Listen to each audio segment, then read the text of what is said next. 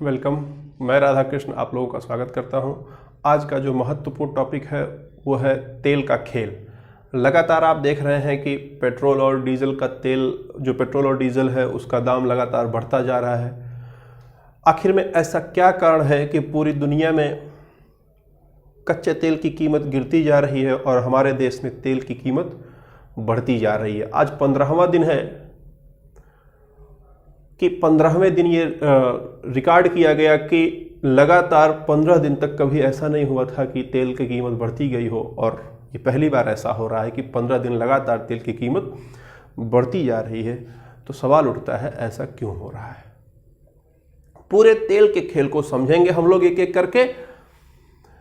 यहां पर मैं आपको एक और जानकारी दे देना चाहता हूं कि अप्रैल में 20 अप्रैल को WTI वेस्ट टेक्सास इंटरमीडिएटरी जो तेल था उसकी कीमत -$38 प्रति बैरल हो गई थी। -$38 प्रति बैरल होने का अर्थ ये था कि जब आप एक बैरल तेल लोगे तो $38 वो देगा जो आपको तेल दे रहा है। आई रिपीट, -$38 का मतलब था कि तेल कंपनियां जो तेल पैदा कर रही हैं वो तेल भी देंगी और पैसा भी देंगी। ये कुछ ऐसा ही समझिए कि आप पेट्रोल पंप पर जाएं और तेल भराएं और तेल भराने के बदले आपको पैसा ना देना पड़े बल्कि पैसा आपको मिले। कुछ ऐसा स्थिति उत्पन्न हो गया था अप्रैल में, 20 अप्रैल को, पूरे मई महीने के लिए। जबकि ऐसी स्थिति उत्पन्न होने के बावजूद भी हमें किसी तरीके का कोई लाभ नहीं मिला, यानी कंज्यूमर्स को कोई लाभ नहीं मिला। दाम लगातार बढ़ते ही गए। तो सवाल उठता है कि आखिर में ऐसा क्यों हुआ है। तो पूरे खेल को समझेंगे। पूरी चीजों को समझने से पहले यहां पर मैं आपको बताना चाहूंगा कि तेल या तो जमीन के अंदर से निकलता है या समुद्र के अंदर से निकाला जाता है। अमेरिका पिछले 20 से 30 साल पहले तक अपने तेल को इंपोर्ट करता था, यानी उसको जो तेल की जरूरत पड़ती थी वो और देशों से खरीदता था, जैसे हम लोग खरीदते हैं। लेकिन वर्तमान समय में अमेरिका पूरी दुनिया में सबसे बड़ा, यानी सबसे लार्जेस्ट प्रोड्यूसर है, सबसे ज्यादा कच्चा तेल पैदा करता है, निकालता है। पूरे खेल को समझेंगे। अमेरिका जो निकालता है तेल वो मुख्य रूप से जमीन से निकालता है, और जो कंट्रीज हैं वो तेल मुख्य रूप से समुद्र से निकालती हैं। समुद्र से जब तेल निकाला जाता है तो उसका ट्रांसपोर्टेशन आसान होता है समुद्री जहाजों के माध्यम से। लेकिन जो जमीन से तेल निकाला जाता है उसके लिए प्रॉब्लम ये होती है कि पाइपलाइन बिछानी पड़ती है और पाइपलाइन के माध्यम से कहीं ले जाकर के उसको पहले स्टोर करना पड़ता है। ध्यान देंगे कि तेल की जो कीमत है अंतरराष्ट्रीय बाजार में वो डिपेंड किस बात पर करती है, या दुनिया का कोई भी चीज किस बात पर डिपेंड करता है, उसका रेट मांग और पूर्ति पर। अगर मांग अधिक है तो दाम बढ़ जाएगा, मांग कम है तो दाम घट जाएगा। लेकिन ध्यान दीजिए, जब कंपटीशन होता है किसके अंदर, जो लोग सप्लायर हैं, जब उनमें कंपटीशन होता है तो वो मिनिमम प्रॉफिट पे बेचना चाहते हैं।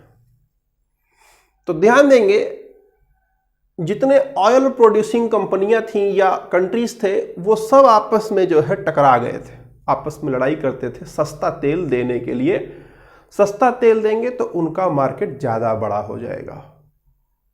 तो ऐसा ना हो कि सारी जो प्रोड्यूसिंग कंपनियां हैं, तेल एक्सपोर्ट कर रही हैं, वो घाटे में चली जाएं, इसलिए सभी कंट्रियों ने मिल करके बैठ करके बात किया कि हम लोग एक संगठन बना रहे हैं और हम लोग मिल करके तेल का दाम डिसाइड करेंगे, जिसे कहा गया OPEC, organization for petroleum export, organization for petroleum export, OPEC. ध्यान देंगे इस ओपेक में 13 देश शामिल हुए, जिसमें सऊदी अरबिया, कुवैत ये सब शामिल थे। ध्यान देंगे ओपेक कंट्रीज में न तो रसिया थी और न ही अमेरिका, न रसिया न अमेरिका। ठीक, ध्यान रखिएगा इस बात को। धीरे धीरे ये जो ओपेक कंट्रीज थी यही पूरी दुनिया में तेल सप्लाई किया करती थी अमेरिका के आने से पहले। ओपेक के अलावा रसिया वगैरह भी था। ठीक है, ध्यान दीजिएगा ये जो 13 कंट्रीज मिलकर के ओपेक बनाए थे, तो देखा और लोगों ने कि ये लोग अच्छे बेनिफिट में हैं, तो अन्य देशों ने, अन्य 11 देशों ने, जिसमें रसिया भी शामिल हो गया, कुल मिलाकर के 24 देश हो गए, जिसे ओपेक प्लस कहा गया। यानी कि 24 देश मिलकर के एक समूह बनाते हैं जिसे ओपेक प्लस कहा जाता है, जिसमें रसिया भी शामिल है। ये सब मिलकर के जो तेल प्रोड्यूस करते हैं उसका एक रेट निर्धारित करते हैं। क्लियर हो गया? ध्यान देंगे अमेरिका ओपेक प्लस कंट्री में नहीं आता है, अमेरिका अलग है, यानी अमेरिका अपना दाम अलग निर्धारित करता है। ध्यान दीजिएगा, अब जो तेल है, तेल की कीमत निर्भर किस चीज पर करेगी? उसकी क्वालिटी पर भी निर्भर करेगी।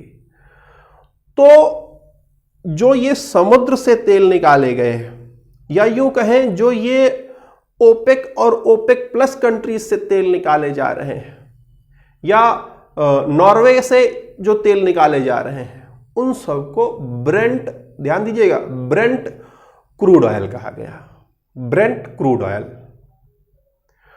और जो अमेरिका में तेल निकाले जाते हैं उन्हें WTI क्रूड ऑयल कहा गया, WTI वेस्ट टेक्सास इंटरमीडिएट तेल कहा, क्रूड ऑयल कहा गया।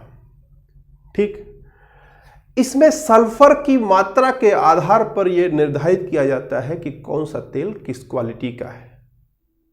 अब ओपेक कंट्रीज या ओपेक प्लस कंट्रीज अपने तेल की कीमत निर्धारित करती हैं, और WTI में, अमेरिका में WTI वेस्ट टेक्सास इंटरमीडिएट, वहां के तेल की कंपनियों, वहां के तेल का मूल्य निर्धारित करती है। यहां तक समझ आ गया? अब आगे बढ़ेंगे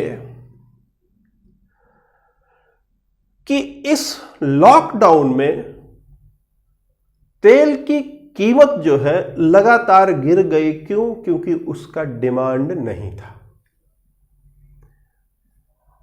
डिमांड ना होने के कारण तेल जो पैदा कर रहे थे वो लोग तेल का दाम गिरा दिए, और धीरे धीरे ध्यान दीजिएगा, उनका प्रोडक्शन कम नहीं हुआ, प्रोडक्शन जितना था उतना ही रहा। तो उनके पास जितना स्टोरेज की क्षमता थी, वो सारे के सारे स्टोरेज की क्षमता जब फिल हो गई, यानी भर गई, तो अब क्या? अब तेल निकल रहा है तो रखा कहां जाए? ऑप्शन ही नहीं है। तो उन लोगों ने ऑफर किया कि आओ तेल ले जाओ, और बदले में हमसे $38 एक बैरल के पीछे, एक बैरल बराबर लगभग 159 दशमलव कुछ लीटर होता है, 159 से 160 के बीच में होता है लीटर। तो एक बैरल के पीछे $38 तक, ध्यान दीजिएगा, WTI वेस्ट टेक्सास इंटरमीडिएटरी तेल के लोगों ने जो है, ये क्रूड ऑयल जो था WTI क्रूड ऑयल, वो आपको -$38 पर मिल रहा था।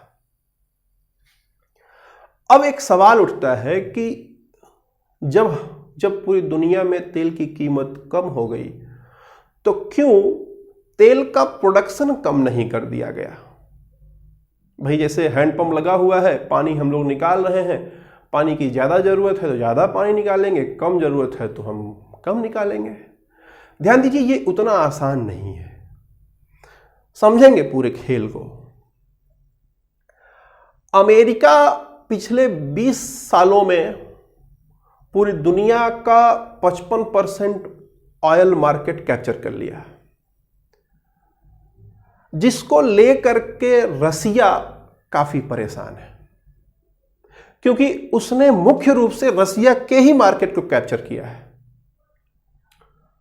अब ध्यान दीजिए कि रसिया में जो तेल निकालने का काम होता है, या जो सऊदी अरबिया में तेल निकालने का काम होता है, ईरान, इराक, कुवैत में तेल निकालने का काम होता है, ये गवर्नमेंट कंपनियां करती हैं, गवर्नमेंट करती है। जबकि अमेरिका में जो तेल निकालने का काम है वो प्राइवेट कंपनियां करती हैं।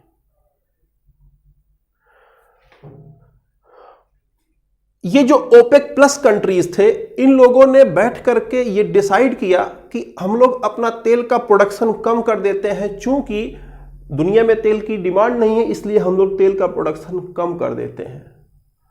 तो रसिया ने मना कर दिया। रसिया ने कहा नहीं, हम तेल का प्रोडक्शन कम नहीं करेंगे, हम तेल और प्रोड्यूस करेंगे। तो अब आप सोचिए रसिया ऐसा किया क्यों? रसिया इसलिए किया क्योंकि रसिया को यह लगता है कि अगर हम तेल का प्रोडक्शन और करते रहेंगे तो हमारा बाजार बढ़ जाएगा इस समय, और अमेरिका की जो कंपनियां हैं वो घाटे में चली जाएंगी और वो शट डाउन हो जाएंगी, बंद हो जाएंगी, जिसके कारण हम अपना फिर से पूरी दुनिया पर जो हमारा कब्जा था पहले तेल का, उसको हम फिर से वापस पा सकेंगे। तो रसिया ने ओपेक प्लस कंट्रीज का जो निर्णय था उससे हट करके उसने तेल प्रोडक्शन बढ़ा दिया। अब जब उसने तेल प्रोडक्शन बढ़ा दिया मार्केट कैप्चर करने के लिए, तो सऊदी अरबिया वगैरह ने भी बढ़ा दिया और अमेरिका ने भी बढ़ा दिया, रोका ही नहीं उसने। अब क्या हुआ? ये जो रसिया रहा या ये जो और कंट्रीज हैं, चूंकि ये लोग समुद्र से तेल निकालते हैं तो उसको ट्रांसपोर्ट करना एक जगह से दूसरी जगह आसान था शिप के द्वारा। लेकिन अमेरिका जो निकालता है तेल, वो निकालता है, और अमेरिका का एक राज्य है ओक्लाहोमा, ओक्लाहोमा में ले जाकर के उसको स्टोर किया जाता है पूरे तेल को, और पाइप के माध्यम से, और फिर वहां से वो एक जगह से दूसरी जगह पूरी दुनिया में ट्रांसफर होता है। ओक्लाहोमा की सारी जो स्टोरेज क्षमता थी वो पूरी फुल हो गई।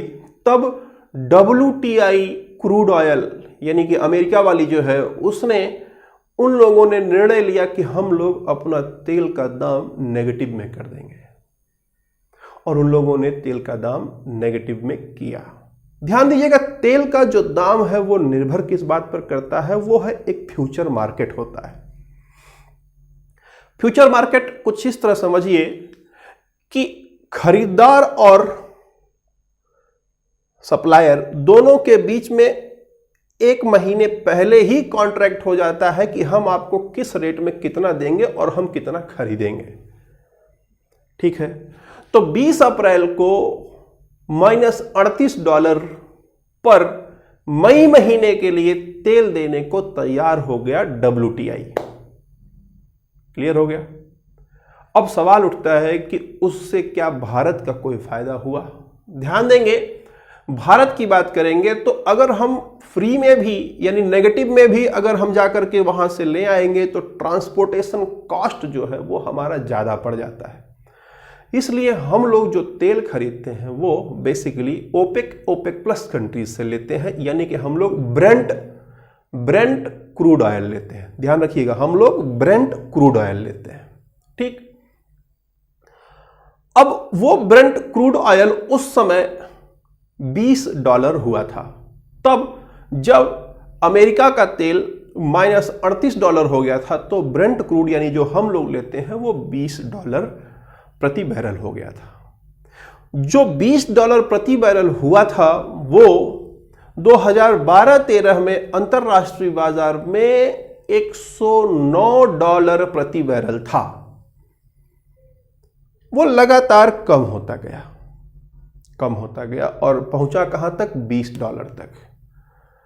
जब $20 पहुंचा तो हमारे देश को क्या बेनिफिट हो सकता था कि हम लोग तेल को खरीद करके अपने यहां पर स्टोर कर लें और फिर उसको तब इस्तेमाल करेंगे जब तेल और जगह महंगा हो जाएगा। लेकिन ध्यान दीजिएगा, भारत में जो तेल स्टोरेज की कैपेसिटी है वो केवल 29 मिलियन बैरल की है। वहीं चाइना वगैरह में 540-600 मिलियन बैरल का स्टोरेज है। हमारे यहां जो प्रमुख स्टोरेज है वो 3 जगहों पर है, याद रखिएगा। विशाखापट्टनम आंध्र प्रदेश हो गया, मंगलुरु और पादुर ये 2 और जगह हैं जो कि कर्नाटक में है। यहां पर स्टोरेज किया जाता है मुख्य रूप से, लेकिन हम लोगों ने इसको पहले से ही किराए पर दे रखा है, यानी कि हम लोग यहां पर भी स्टोरेज उतना नहीं कर सकते थे। जो हमारे पास था उसको भी हम लोग किराए पर दिए हुए हैं दूसरे देश को। तो हमारे पास ये ऑप्शन नहीं था। हम लोग के पास यही ऑप्शन है कि हम तेल खरीदेंगे, स्टोर नहीं कर सकते, और उसको रिफाइन करके बेचेंगे। अब जब $20 हो गया, $22 हो गया, $30 हो गया, तो जनता को सस्ते में मिलना चाहिए था। लेकिन हुआ क्या कि सरकार ने एक्साइज ड्यूटी, ध्यान दीजिएगा, वर्तमान समय की बात मैं करूं तो वर्तमान समय में लगभग 20 रुपए प्रति लीटर तेल खरीदा जाता है। रिफाइन करने के बाद की बात मैं कर रहा हूं, ठीक है। उसके बाद उस पर एक्साइज ड्यूटी यानी केंद्र सरकार का लग रहा है लगभग 39 रुपए पर लीटर, और उसके बाद उस पर राज्य सरकार का वैट लग रहा है, वैल्यू एडेड टैक्स लग रहा है लगभग 18 रुपए। और फिर जहां डीलर के पास जाता है यानी पेट्रोल पंप पर जाता है तो पेट्रोल पंप पर 3.5 रुपए, 2 रुपए पेट्रोल के लिए 3.5 रुपए, डीजल के लिए 2 रुपए के आसपास कमीशन दिया जाता है उन डीलरों को। इस प्रकार ये जो दाम है वो लगातार बढ़ता गया। ध्यान दीजिएगा मेरी बात, केंद्र सरकार ने लगातार, जब कीमत कम हुई, जब प्रति बैरल कच्चे तेल की कीमत कम होती गई, केंद्र सरकार लगातार टैक्स बढ़ाती गई, एक्साइज ड्यूटी जो है उसको लगातार बढ़ाती गई, जिसके कारण क्या हुआ कि जो बेनिफिट जनता को मिलना चाहिए था वो जनता को बेनिफिट नहीं मिला। क्लियर है? वो जो कमाई था वो सरकार के पास गया। अब जो $20 पहुंच गया था, जब उससे बढ़ना शुरू हो रहा है, रोज बढ़ रहा है, $20 से ऊपर जा रहा है, तो सरकार ने तो अपना एक्साइज ड्यूटी बढ़ा दिया था, अब उसको घटा नहीं रही है सरकार। तो अब जब जो है कच्चे तेल की कीमत लगातार बढ़ती जा रही है, तो जाहिर सी बात है कि जो तेल है उसकी कीमत लगातार बढ़ती जाएगी। तो इस कारण चूंकि सरकार ने टैक्स बढ़ा दिया है, इसलिए हमारा जो कच्चे तेल का कीमत है वो बढ़ता जा रहा है। और मैं आपको बताऊं, ये अभी यहीं नहीं रुकेगा, अभी और बढ़ेगा, क्योंकि इस लॉकडाउन में एक बार में सरकार ने 10 रुपए पेट्रोल पर और 13 रुपए डीजल पर एक्साइज ड्यूटी बढ़ा दी थी, एक बार में। क्यों? क्योंकि उसी समय एकदम कच्चा तेल कम हो गया था, सरकार ने मुनाफा कमाने के लिए ये पूरा बढ़ा दिया, जनता को पास ऑन नहीं किया, यानी जनता को फायदा नहीं दिया। अब सवाल उठता है कि क्या होगा इससे, क्या ये हमारे लिए फायदेमंद है या नुकसानदायक है? देखिए, इन नॉर्मल कंडीशन तो ये ठीक था कि आप टैक्स ज्यादा लेते, समझ आता है। लेकिन वर्तमान समय में एक तरफ आप ये कहते हो कि हमें जनता में किसी तरीके से पैसा डालना है, जिसके लिए आप 20 लाख करोड़ रुपए का पैकेज अनाउंस करते हो, और वहीं दूसरी तरफ आप जनता से, जो जनता के पास पैसा है, उसको लेने का प्रयास कर रहे हो। तो कहीं ना कहीं दोनों थीम में आपस में कॉन्ट्राडिक्शन है कि नहीं है? आप समझ पा रहे हैं मेरी बात? वर्तमान समय में जनता की परचेजिंग पावर बढ़ानी है, जनता की खरीदने की क्षमता बढ़ानी है, उसके लिए सरकार को पैसा इकोनॉमी में इंजेक्ट करना चाहिए, ना कि पैसा इकोनॉमी से लेना चाहिए। तो इस दौर में अगर आप टैक्स को बढ़ा दे रहे हो तो जनता के पास जो पैसा है वो पैसा वहां से इंजेक्ट नहीं, मतलब वहां से पैसा निकलता चला जा रहा है। हर चीज महंगी हो जा रही है। सोचिए ना, जनता के पास पैसा भी नहीं है और चीजें महंगी हो जा रही हैं। क्यों महंगी हो जा रही हैं? क्योंकि उसका प्रोडक्शन कॉस्ट बढ़ जा रहा है। क्यों? क्योंकि भाई सबसे बड़ा एनर्जी का सोर्स अगर माना जाए अभी भी भारत में तो पेट्रोलियम ही है, चाहे यहां से आ रहा है। तो अगर तेल महंगा हो गया तो ट्रांसपोर्टेशन महंगा हो गया, तेल महंगा हो गया तो प्रोडक्शन महंगा हो गया, प्रोडक्शन महंगा हो गया, ट्रांसपोर्टेशन महंगा हो गया तो सामान का दाम महंगा हो गया। तो एक तरफ जनता के पास पैसा नहीं है, दूसरी तरफ आप ये कह रहे हैं कि हमें जनता को पैसा देना है, 20 लाख करोड़ का आप पैकेज घोषित कर रहे हैं, लेकिन तीसरी तरफ आप कुछ ऐसा कर रहे हैं कि जनता का जो पैसा है वो जनता के पास से निकलता चला जा रहा है। अब आप ये बहुत सारे लोग ये भी कहते हैं कि सरकार अगर ना ले तो सारा जो मूलभूत काम है वो कैसे होगा। तो बिल्कुल सही, अच्छी बात है, मूलभूत कामों को करने के लिए सरकार को टैक्स लेना पड़ता है, लेकिन टैक्स कितना परसेंटेज होना चाहिए? क्या टैक्स 300% होना चाहिए किसी भी चीज पर? अपने ही देश की जनता के द्वारा क्या 300% टैक्स लिया जाना चाहिए? लगभग 270% टैक्स वर्तमान समय में आप पेट्रोल पर दे रहे हैं। टैक्स जो होता है, जो कर होता है, वो कुछ इस तरह लिया जाना चाहिए कि पता न चले, और उसको दिया कुछ इस तरीके से जाना चाहिए कि जब दिया जाए तो लोग खुश हो जाएं, है ना? लेकिन ये यहां पर कुछ उल्टा हो रहा है।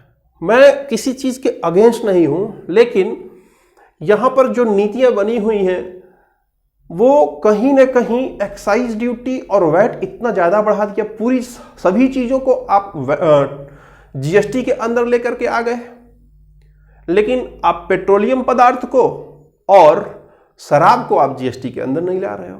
क्यों? क्योंकि ये आपकी कमाई का सोर्स है।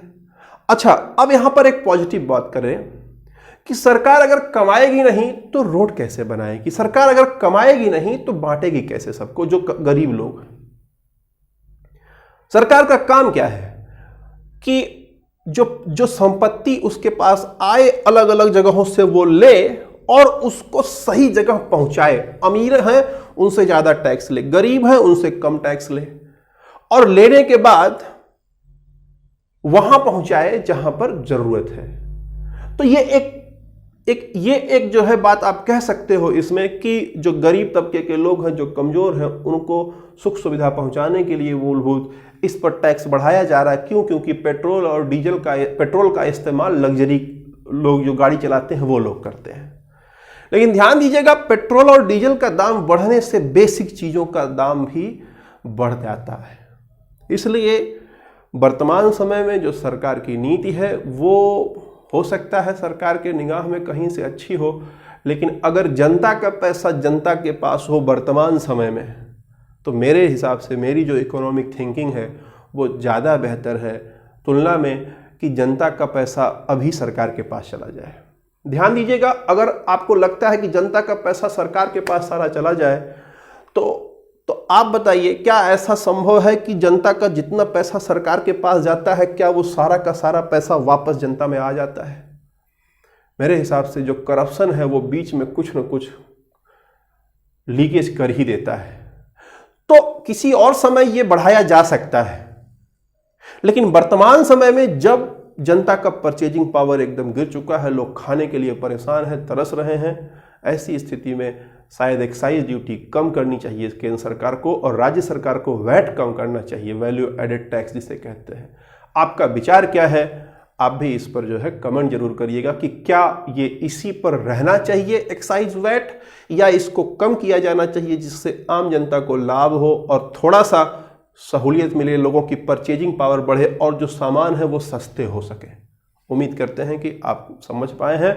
काम अगर अच्छा लगा हो तो शेयर करिएगा, सबके पास ये शेयर करिए कि लोग इसको समझ पाएं कि तेल का खेल क्या चल रहा है, और कमेंट भी करिएगा। धन्यवाद।